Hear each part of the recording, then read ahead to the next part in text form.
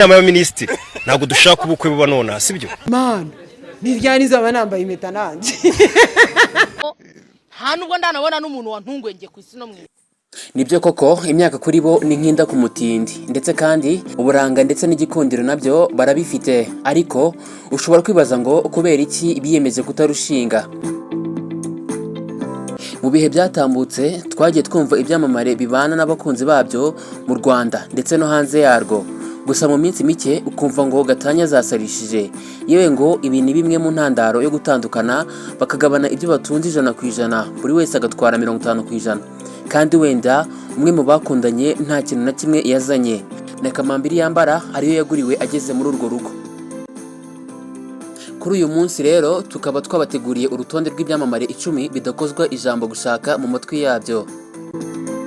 Ndakwibutsa ariko gukanda kuri subscribe hasi ku muyoboro wa YouTube, amakuru y'imyidagaduro nk'aya ngaya ugiye kurikirana aho uri hose mu buryo bukoroheye. Inkuru y'ibyamamare bidakozwa gushaka yo iracyakomeje, ntujye kure. Ku mwanya wa 10 rero turahasanga uwo bita alias Nibikora Safi, wamenyekanye cyane nka Safi Madiba. Ni umusore w'imyaka 36 y'amavuko, akaba yaravukiye i Butare muri Huye. Avuga ko nta muntu yizera ngo umubyeyi we niwe nkoramutima ikomeye kuri we, ku buryo n'ibyo amubwiye byose ashyiraho akadomo. Safi wigeze kubarizwa mu itsinda rya Urban Boys, gusa kuri ubu akaba atakirimo. Numwe mu bahanzi badakunda kurya indimi mu itangazamakuru. Iyo abashijwe ibyo kugira umukunzi nta kuzuyaza, asubiza ko atari muri gahunda yabyo. Ndetse kandi mu kiganiro yigeze kugirana na Radio na TV10, uyu muhanzi yavuze ko ubwo yigeze gukundanaho n'umukobwa Umutesi Parfine, igihe cyose bamaranye ntiyajyaga amwizera, ndetse n'uwo bita Niyonizeye Judith nawe bigeze gukundanaho bakanarushinga. Amakuru ahari kandi yizewe nuko Safi kugeza kuri ubu nta mukunzi afite. Ku mwanya wa 9 turahasanga umuhanzikazi uramye ndetse akanahimbaza Imana Aline Gahongayire, wavutse mu mwaka w'1986, avukira muri Rukoma, aho ni mu karere ka Kamonyi mu ntara y'Amajyepfo y'u Rwanda, ndetse ni umukobwa umwe mu bavandimwe be 4. Uyu mubyeyi yatangiye umuhamagaro we mu itorero rya Zion Temple, aho benshi bakunze kwitwa kwa Gitwaza. Iryo torero rikaba riherereye mu karere ka Kicukiro mu murenge wa Gatenga, rikaba rihagarariwe na Apotre Paul Gitwaza. Aline Gahongayire azwiho indirimbo zifite imbaraga kandi zifite amavuta. Aline Gahongayire kandi yamenyekanye cyane muri sinema zigiye zitandukanye, zirimo nka Nta banga, yiganjemo ko ntawapfa kukubikira ibanga ubuziraherezo, ahubwo hari aho wisanga uwo wizeraga cyane ari we ukwihindutse, ndetse n'indi yakiniye yitwa Ikigeragezo cy'ubuzima, n'izindi tutarondora. Aline kandi ni umuririmbyi uzwi cyane, umwanditsi w'indirimbo, umuvugizi, akaba n'umwe mu bayobozi basenga cyane mu Rwanda. Ni impano mu rwego rwo guhimbaza no gusenga, kandi aracyashaka urwego rushya rwo gusenga mu buzima bwe. Aline Gahongayire yashakanye na Gahema Gabriel, nyuma baza gutandukana muri 2017. Uyu mubyeyi kandi azwiho gushyigikira impano z'abahanzi bakizamuka. Ubwo yafashije kuzamuka no kumenyekana twavugamo umuhanzi Niyo Bosco, ndetse banakoranye indirimbo bise Izindi Mbaraga. Gahongayire kandi yashinze umuryango udaharanira inyungu yise Ndi Neza Organization, mu rwego rwo gufasha abatishoboye cyane cyane abana bato n'abagore. Yamenyekanye kandi cyane mu ndirimbo nka Ndanyuzwe,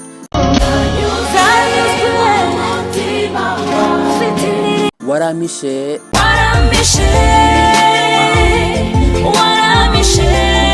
Nta banga, Nakubitsa ibanga ryanjye wowe mwami. Iyabivuze nukuri nubwo yatinze, Nzakomeza, nkwizere, n'izindi nyinshi tutarondora. Ku mwanya wa 8 turahasanga umunyarwenya Ndaruhutse Merci, wamenyekanye nka Fari Merci. Akaba ari umwana wa 3 mu bana 4, yavukiye ku Gishushu mu karere ka Gasabo. Uyu Fari Merci yatangiye urugendo rwe rwo gukora umwuga w'urwenya mu mwaka wa 2017. Ku nshuro ye ya mbere yagaragaye mu gitaramo cy'urwenya cyiswe Ijoro rya Ruruta. Yitwaye neza muri iki gitaramo bimuhesha amahirwe yo kwitabira ikindi gitaramo cyiswe Seka Live and Seka Fest, byari byateguwe na Nkusi Arthur. Ku myaka ye y'ubukure, Farimerisi ngo ntiyumvishaga ko umunsi umwe azitwa umunyarwenya ukomeye mu gihugu, ndetse kandi iyi ntambwe ye akaba anayikomeje. Nawe rero ntukiyumvishe ko icyo ukunda utakigeraho. Wowe kora cyane, ntukite ku byo bakuvugaho, bityo cya kindi wakundaga ariko ukibona nk'inzozi kizakuviramo icyo ukuri. Uyu munyarwenya kandi yagiye ahura na benshi bamutera morale, bamukundisha ibyo ashaka. None kuri ubu byamuviriyemo umwuga kandi winjiza akayabo, Gen Z comedy. Avuga ko ubwo yigaga yajyaga atera inzenya, ndetse yaje no gukundana n'umukobwa mu cyiciro rusange cy'amashuri yisumbuye tronkome, agasererezwa n'abanyeshuri ukuntu atazi kuvugisha umukobwa, ahubwo ibintu byose abishyiramo urwenya. Merci akajya bareka agakomeza gahunda ze kugeza ubwo asoje senior 3 ajya muri senior 4, anakomezanya ibyo akunda. Ndetse kandi mu bwana bwe Farimerisi yakundaga gukina umupira, nyuma aza kubona ko atari impano ye arabireka. Kuri ubu yabajijwe iby'umukunzi, Farimerisi abyima amatwi akavuga ko ntacyo afite abivugaho.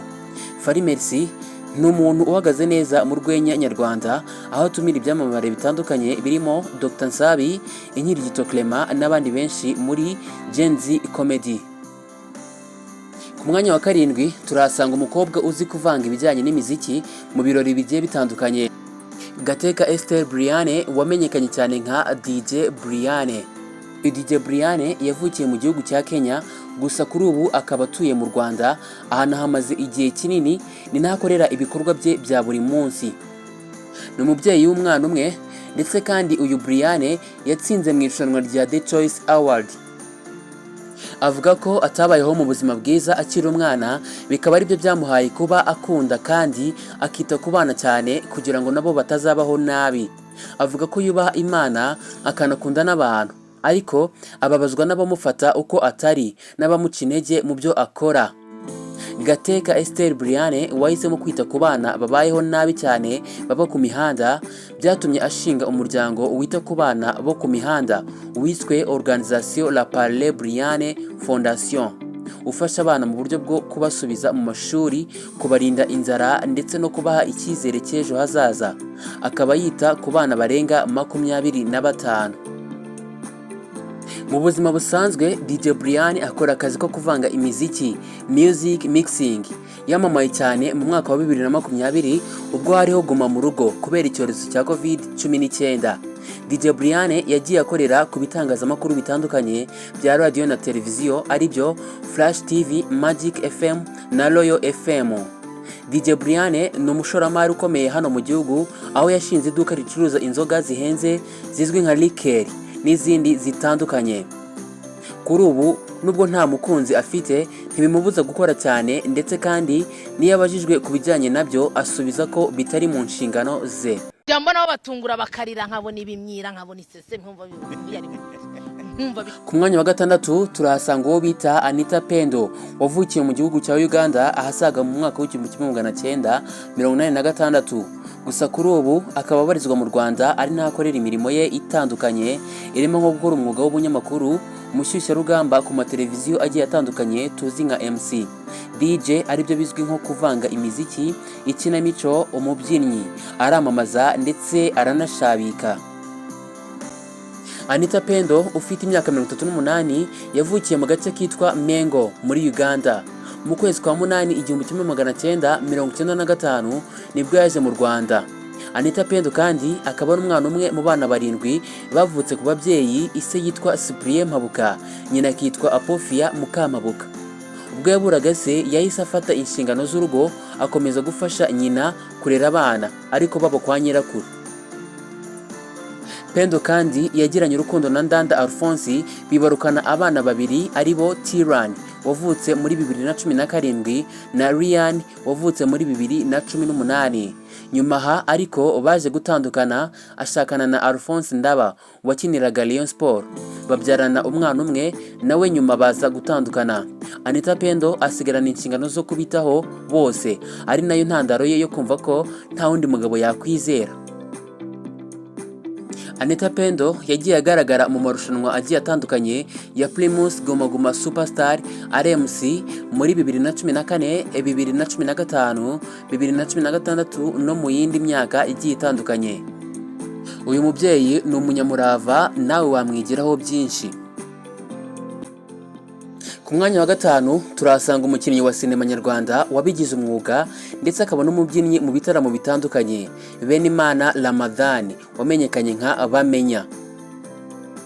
Uyu mushabitsi Benimana Ramadhan ni umunyarwanda wavutse mu mwaka w'1992, akaba yaramamaye cyane mu mwuga akora wo gukina filime ahazwi cyane ku izina Bamenya, akina yitwa muri filime nk'umukinnyi w'imena.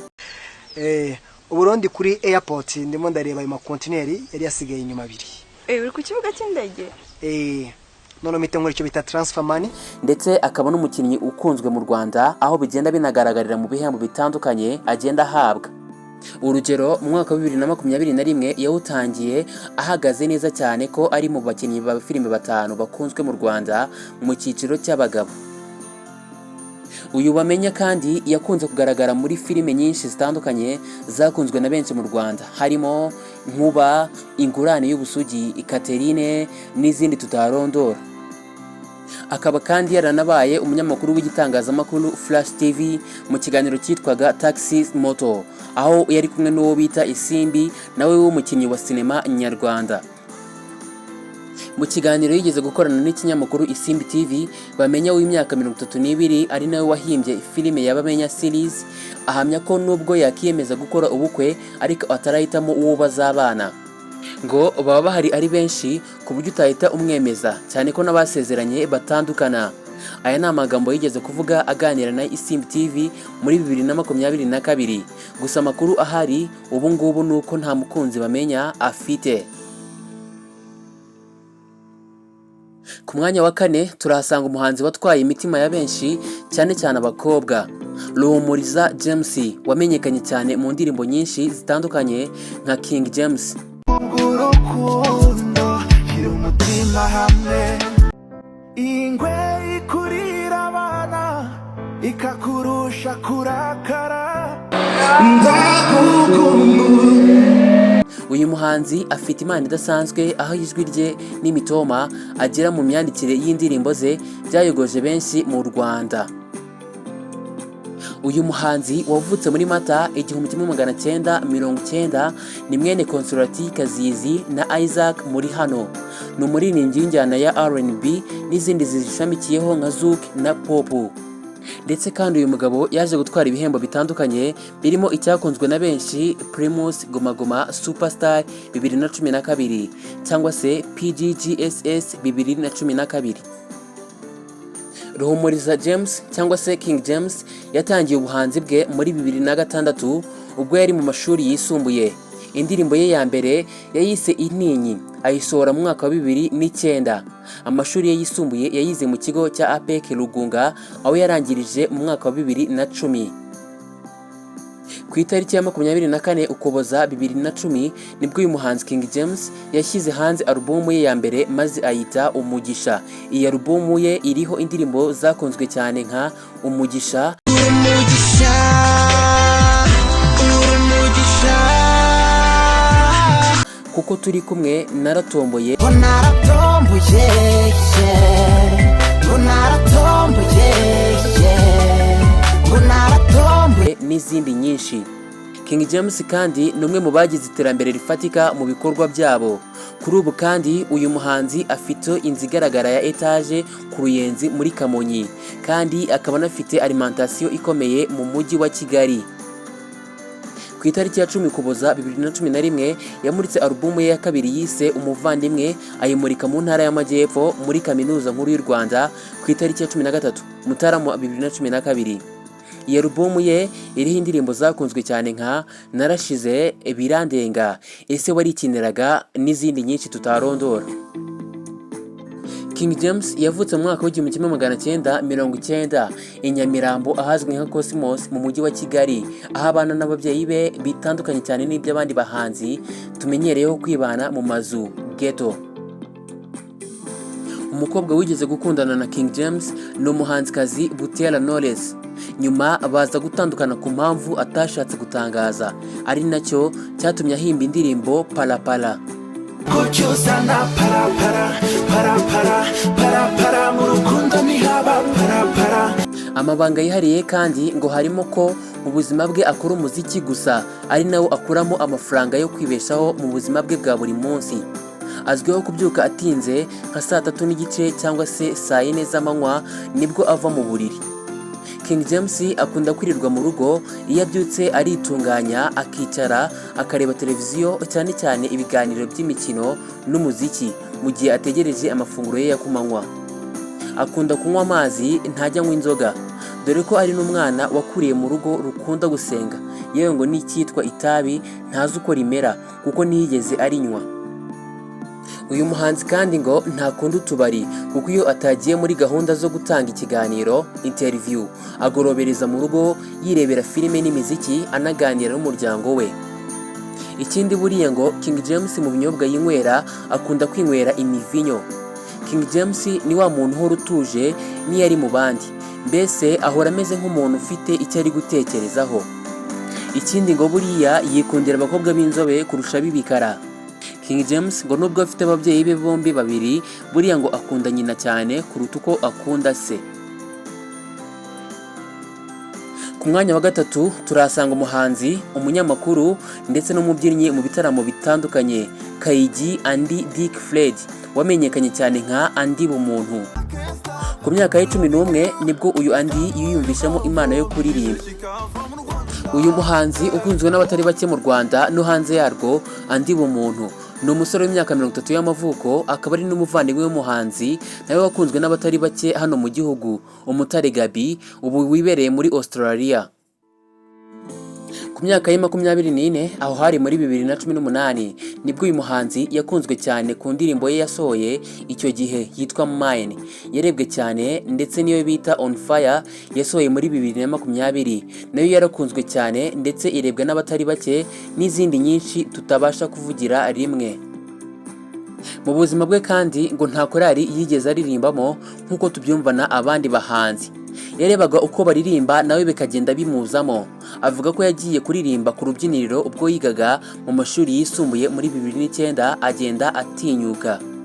Muri 2012 nibwo yaje kujya mu itsinda ry'abaririmbyi n'abacuranzi band, yigeramo n'imicurangire, ahita anakora indirimbo yise Ndashaje, yanakunzwe n'abatari bake.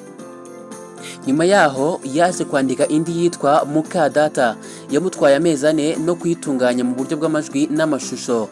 Iyi ndirimbo ivuga ku ihohoterwa rikorerwa abana rikorwa na bamwe mu babyeyi gito. Igitekerezo nyamukuru gikubiye ku nshuti ye yabayeho muri ubwo buzima. Ahasaga mu mwaka wa 2022 uyu muhanzi Andy Bumuntu nibwo yinjiye mu itangazamakuru ku muyoboro wa radio 102.3 Kiss FM ikunzwe na benshi mu Rwanda no hanze yarwo. Yaje asimbuye Arthur Nkusi ndetse aje no gukorana na Isheja Butera Sandrine mu kiganiro The Breakfast. Yavuze ko itangazamakuru ari kimwe mu bintu akunda, ngo kuko kuva na kera yahoze yifuza gukora ikintu cyamuhuza n'abantu. Andy Bumuntu kandi ngo uretse no kuba ari umuhanzi n'umunyamakuru, yize n'iby'amashanyarazi n'ibindi bikoresho by'ikoranabuhanga. Avuga ko akunda guteka no kuganira n'abantu nka kimwe mu bimuha amahoro. Yigeze kubazwa iby'umukunzi, avuga ko atarabona uhwanye n'uko abitekereza, kandi ngo mu buzima busanzwe Andy Bumuntu akunda impano, yaba mu buryo bwo kuyitanga cyangwa se mu buryo bwo kuyihabwa, ndetse akunda no gutungura abakunzi be. Ngo ari nacyo gituma ngo abantu babona ko ari kimwe mu bituma atabona umukunzi vuba. Ku mwanya wa kabiri turasanga umunyarwenya nka Sirikoreye, Ngagi, Sekaganda, Seburikoko, Papa Sava n'andi menshi yagiye amenyekanaho.